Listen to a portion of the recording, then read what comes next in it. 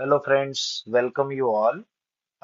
So today हम लोग जो डिस्कस करने वाले हैं अप्रैल 4 2024 शिफ्ट 2 का क्वेश्चन है that cyclist start from point P that cyclist starts from here this point P of a circular ground of radius 2 kilometer. That radius is given to us, that is आप कितना है अपने पास में 2 kilometre. Okay, this is the given thing. And travels along its circumference to the point S. Okay, P to S it is traveling. The displacement of the cyclist is.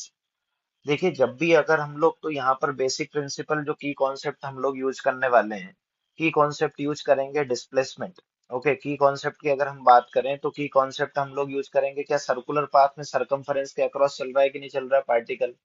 So circular path में अगर circle के across circumference के across अगर अपना particle चलता है तो हम लोग डिस्प्लेसमेंट को जो लिखते हैं, that is displacement is equal to कितना हो जाता है अपने पास में, displacement S is equal to 2r into कितना हो जाता है अपने पास में sine of theta by 2, 2r into sine of theta by 2।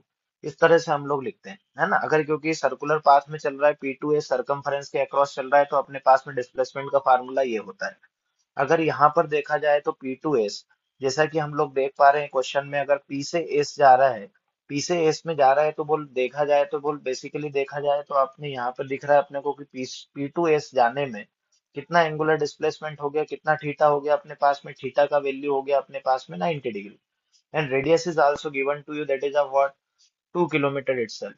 तो हम लोग क्या लिख सकते हैं भाई साहब, displacement S is equal to, अगर हम लोग लिखना चाहें, 2 इंटू ये कितना हो जाएगा अपने पास में 2 किलोमीटर, रेडियस का वैल्यू हम लोगों ने 2 किलोमीटर रखा, इंटू कितना हो जाएगा अपने पास में साइन ऑफ 90/2। साइन ऑफ 90/2 होता है तो 2 इंटू 2 इंटू कितना हो जाएगा अपने पास में साइन 45। साइन 45 को हम क्या लिख सकते हैं, 2 इंटू 2 साइन 45 हो जाएगा 1/√2।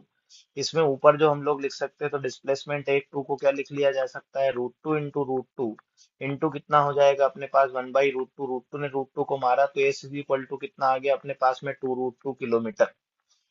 ओके, ऐसा कोई आंसर दे नहीं रखा है हालांकि ऑप्शन में सीधा सीधा, लेकिन ऑप्शन देखने पे अपने को समझ में आ रहा है कि बेसिकली अगर मैं इस 2 को अंदर ले जाऊं यहाँ पर, तो डिस्प्लेसमेंट को कैसा लिख सकता हूँ, 2 को अंदर ले जाऊंगा तो कितना हो जाएगा अपने पास में 2 स्क्वायर इंटू 2, तो that will be equal to what, 8 kilometre will be the answer.